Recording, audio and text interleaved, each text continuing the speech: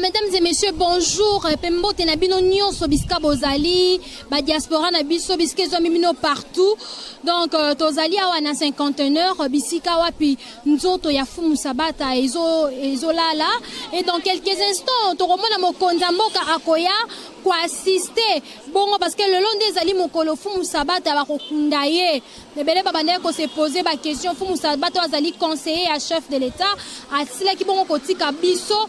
Mais le long des ali mokolo ba kokunda ye dans quelques instants.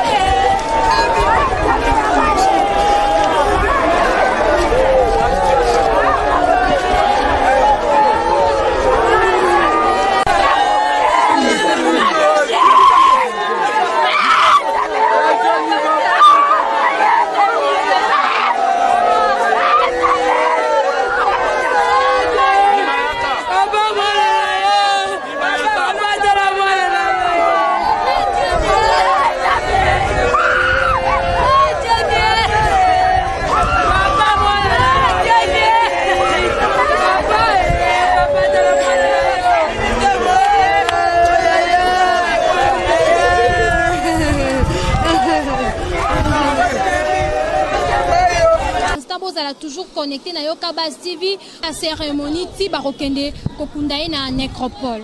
C'est trop mal en fait. Pour ça, Kotabou et donc Liwa et Samabé, chemin Clément, Sabat accueilli, donc parce que c'est ma fort. Nanti marutu te ngana banda kanisa pena tozali to rêver. Je pensais que je rêvais, mais c'est maintenant qu'on a réalisé que non, Foum Sabata n'est plus. Pas si mingi na mtema, vraiment ça fait trop mal. Et on n'a pas le choix, ça fait vraiment trop mal, tout ça ensemble avec le président René. Mtema pas si to banda kanisa ndoto, mais ça vraiment réalité. C'est ça vraiment réalité. Toi qui n'a pas projet ensemble et Sabata Saki Mutumoko Bandaki ko corné ba valeur Sabata qui Mutumoko à chaque fois il motivé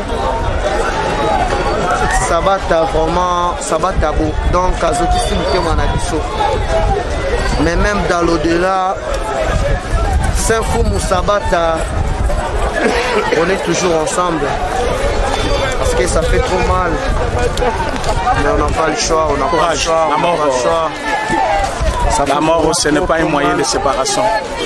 Un jour, nous partirons tous. Ouais. Ça, c'est notre jeune frère, Monacoli, comme on les surnommait tout le monde. Vous voyez, il a passé un temps très difficile, mais on est ensemble.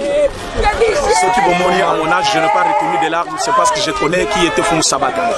Mais je vais vous dire ceci. les œuvres ne meurent jamais. Certes, Fumu Sabata est parti, mais ses œuvres sont restées. Il a combattu le bon combat. En 2011, il était l'unique de l'UDPS qui avait chanté pour Sphinx de l'imité de Tshisekedi Omulumba. Et Nzembonaye, en 2011, pour la règne à pouvoir, il y a UDPS. Il y a aujourd'hui comme programme d'action et chef de l'État. Donc Fumu Sabata a lutté pour le parti UDPS, il a lutté pour le peuple congolais et aujourd'hui il s'en va après avoir accompli son travail parce que UDPS est allé partout au pouvoir. Ce qui nous fait mal, voir que quelqu'un qui était proche de nous, il s'en va à l'âge de fleurs, 47 ans, il n'est pas vieux. Maintenant il s'en va pendant que le pouvoir est dans ma UDPS au moment où nous devions profiter ensemble. Et il était déjà nommé dans le collège, il y a conseiller chef de l'État. Et les lois Azali Kokende, stratégie Nyonso, Mobimba Nayango et Kei. Mais il avait déjà travaillé, il a formé des gens et nous sommes là. Nous allons travailler comme si on était toujours ensemble avec lui. Alors le chef de l'État, à cause de la reconnaissance, c'est la peine, ça nous fait mal, mais ça va aller. Ça va aller. Merci beaucoup.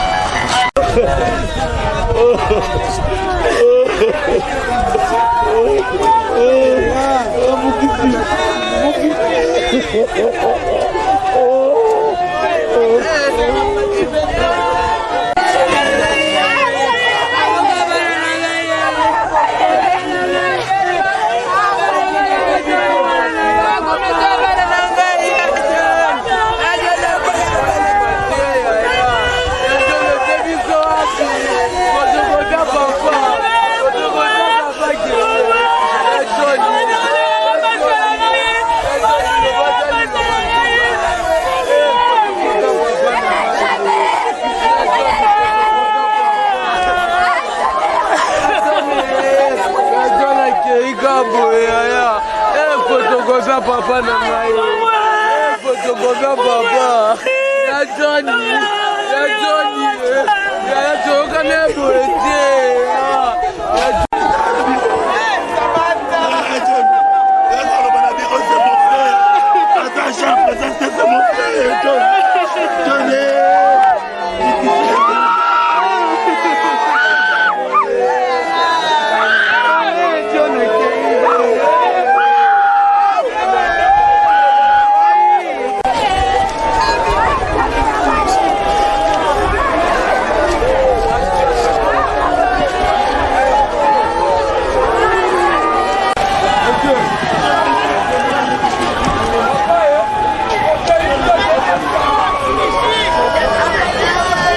présent sur terrain parce que Saint-Fumu Sabata bandaki ko se limité kaka na biroté mais Saint-Fumu Sabata azalaki présent partout. Ye abandaki ko défendre ba valeur. Ezala na média, ezala na ba parlement debout, partout Saint-Fumu Sabata abandaki ko sala toujours présent parce que alaki l'un des meilleurs conseillers à chef de l'État oyo abandaki ko incarner vraiment ba valeur ya ba grand. Saint-Fumu Sabata tozali kotiaye baramoko na bafumu kimbangu na bakipanvita na sagesse na ye pe na combat na ye noble oyo abandaki ko mener parce que azalaki conseiller kaka ya kofanda na bureau te na kati ya baclimatiseur non.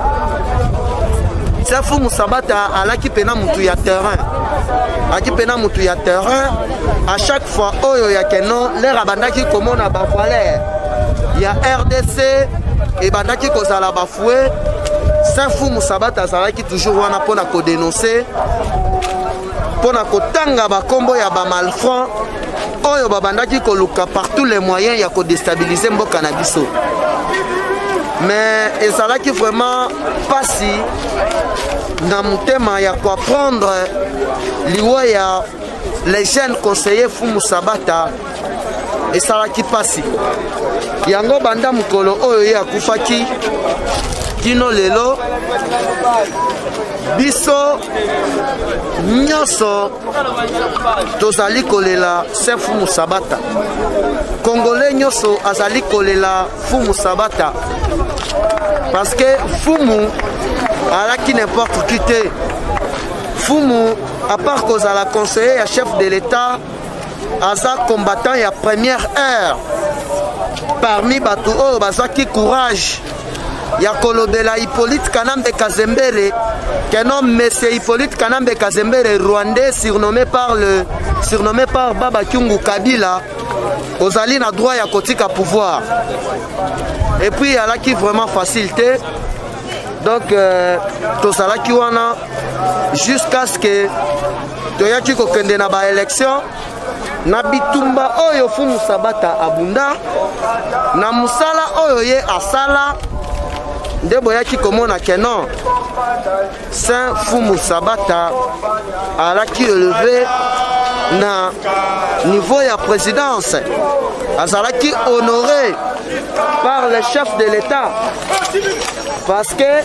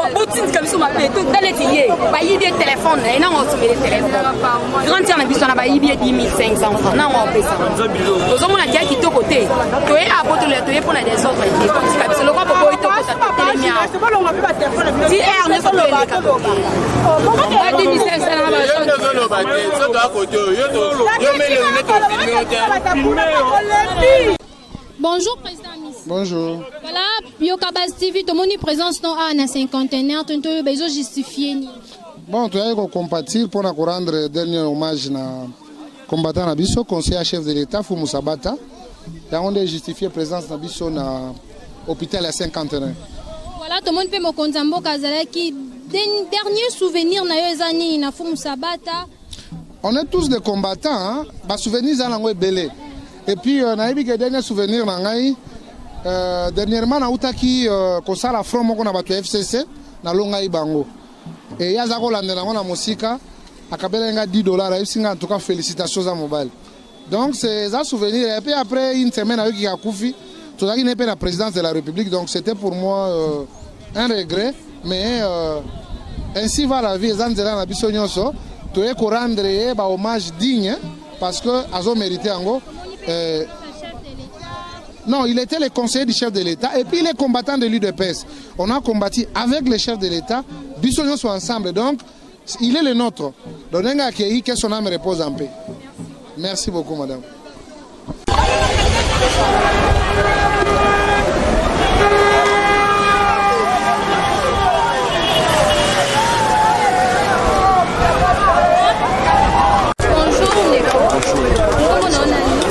Je suis le chef d'état-major général de la force. Présence na yo na cinquantenaire wa publicité nzoto ya Fumu Sabata ezalaki donc ma réaction par rapport ya populaire.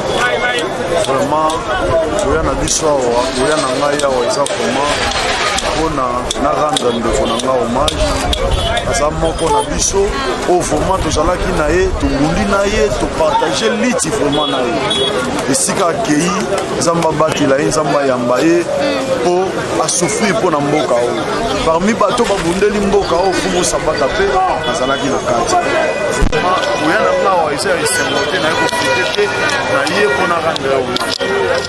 Bon souvenir inotikali nango na temps o nyonso azalaki nango na parti même temps où ake ko travailler bongo na mokonza mboka étant conseiller du chef. Ya liboso na Fumu Sabata azalaki un bon musicien, un bon artiste, ayebi ko dessiner, ayebi ko yemba, ko beta même guitare, ko beta drum, ko beta même mbunda.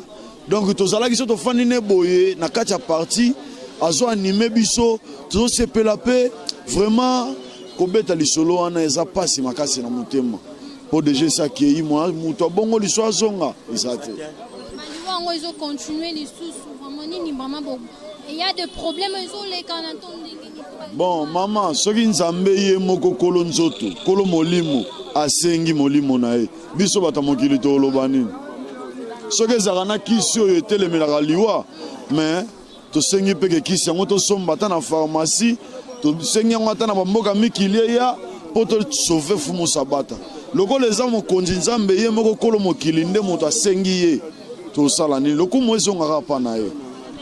Merci vraiment.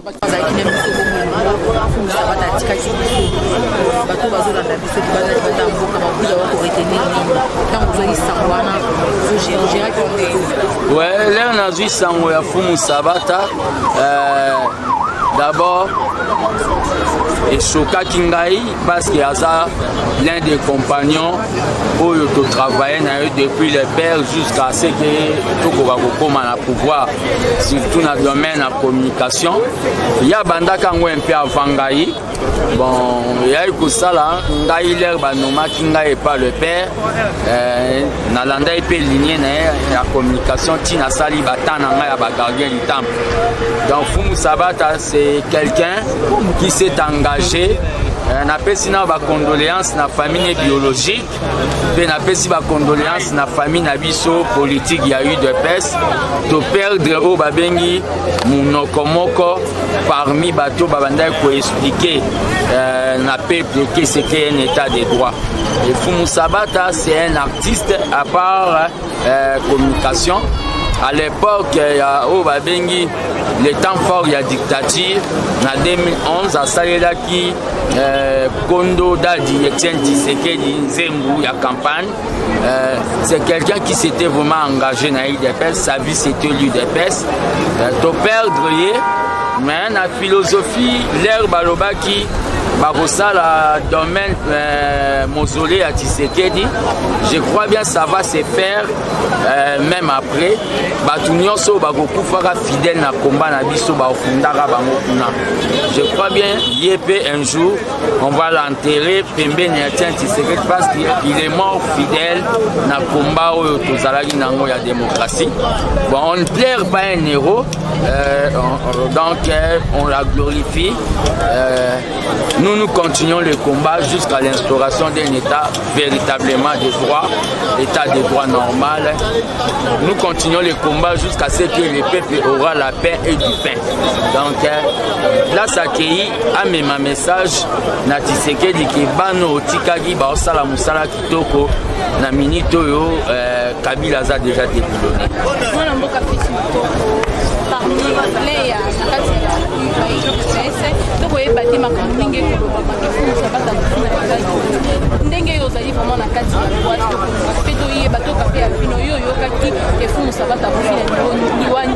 Bon, là personnellement, que Fumu Sabata azalaki na maladie oyo abanda ko se traiter na bokoko wana koyoka mais autopsie des résultats yango nde toko se confier. Vous comprenez? Ya bi toko se confier na o babengi résultat ya autopsie. Donc je ne peux pas confirmer au médecin spécialiste lobité, ça c'est devenir un type de la rue. Donc ce que les médecins vont dire, c'est ce que nous allons valider. Mais la mort, c'est la mort. Donc la mort, c'est Dieu qui donne, c'est Dieu qui reprend, même dans n'importe quelle circonstance. Il n'y a pas de mort hasard. Donc tout a été déjà planifié.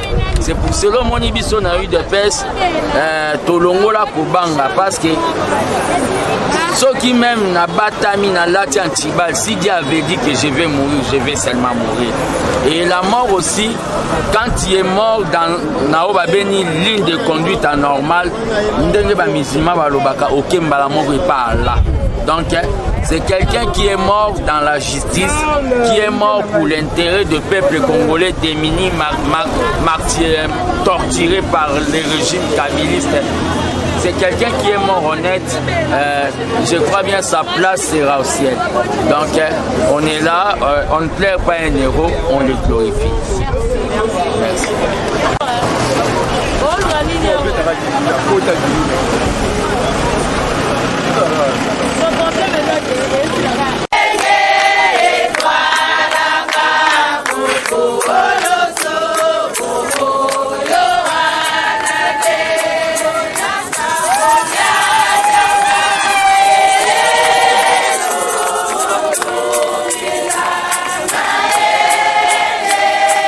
Wow.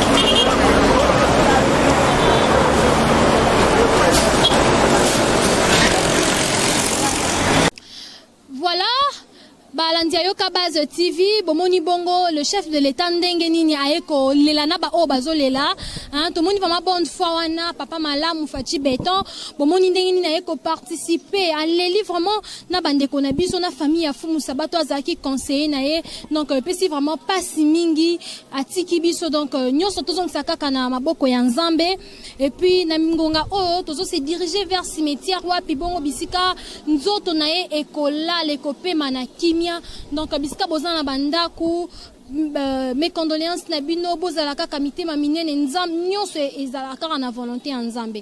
Voilà, bo s'abonner massivement na Yoka Base TV, c'est consolate de bébé de la presse. Na kochité te sans pourtant na loba merci na o azalaki na sima caméra réalisateur na biso pe cordon na biso le cadet de la presse H4 vraiment merci na ye na musala kitoko o ezolekana na Yoka Base TV. Bonne suite des programmes. Message de soutien et de félicitations au chef de l'État et aux nouveaux membres du bureau définitif de l'Assemblée nationale. La dynamique Grand Bandundu, sous le leadership de Mme Gisèle Mbouansem, la CGA de l'UDPS Tshisekedi, considérant les défis majeurs pour le développement intégral de l'espace Grand Bandundu, notamment sur les plans politiques, économiques et social. Considérant les acquis de l'alternance pacifique ayant introduit un nouvel ère politique dans la gestion de la chose publique, conscient de ses responsabilités tant devant Dieu que devant l'histoire, convaincu par l'amour et la volonté passionnée et sincère du chef de l'État, de militer pour le bien-être de nos populations qui résume l'essentiel de sa vision, le peuple d'abord. Considérant les actions légitimes et courageuses menées par lui dans la mise en œuvre de sa grande vision citée ci-dessus et basée sur le progrès social, en ce qu'il a, après avoir consulté les différentes couches sociales, 1. Décidé en tant que seul garant du bon fonctionnement des institutions de mettre fin à la coalition FCC-Cash qui fut suicidaire pour l'avenir du pays. 2. Nommer conformément à la Constitution un informateur afin d'identifier une nouvelle coalition majoritaire au sein du Parlement. 3. Décider de la refondation de la gestion des institutions en initiant et encourageant la participation de tous au sein d'une union sacrée de la nation, basée essentiellement sur la seule volonté et amour de servir le peuple afin de doter notre pays des institutions légitimes et responsables totalement vouées à la cause de la République. Émis par le caractère providentiel de son investiture à la tête de l'Union africaine, après 54 ans, jour après jour, de l'histoire politique de notre pays, la RDC, faisant de lui le deuxième chef de l'État à briguer ce mandat. Tout en lui réitérant son attachement et son soutien rassuré, le Grand Bandundu, sous le leadership de Madame la CGA Gisèle Mbouansem, lui présente ses vives et sincères félicitations pour ce nouvel horizon de la page rose de notre pays qu'il vient d'inaugurer. et lui promet de n'aménager aucun effort pour l'accompagner dans la réalisation de sa grande vision, tant pour l'Afrique en général que pour notre pays, la RDC en particulier. S'agissant justement de notre pays, la dynamique Grand Bandundu propose au chef de l'État de recourir à la sagesse du roi Salomon et surtout au principe légal, dura lex, sed lex. Pour dire la loi est dure, mais c'est la loi, afin de faire taire et décourager les velléités des ambitions égoïstes au sein de l'union sacrée de la nation. Les grands Bandundu estiment que l'union sacrée de la nation ne pourra constituer pour les uns un lieu de refuge, ni moins encore pour les autres une blanchisserie qui leur permettrait de faire oublier rapidement à nos populations les tableaux sombres de leur gestion calamiteuse.